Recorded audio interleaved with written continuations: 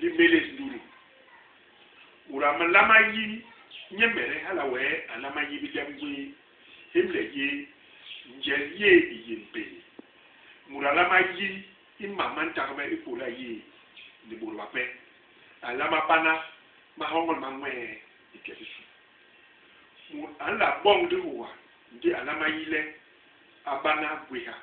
ngo agweni ayiyangi mam ikebisu ilolombi ahola emu ankible anon injeli njombongo aho ya benye tele ayombuwe emu nunu agani nkompite nesobo masi emu anjo injeli alama yile alama banamba suhunyu ni banga imbre enyu le mapu mai lolombi muraho bitehemo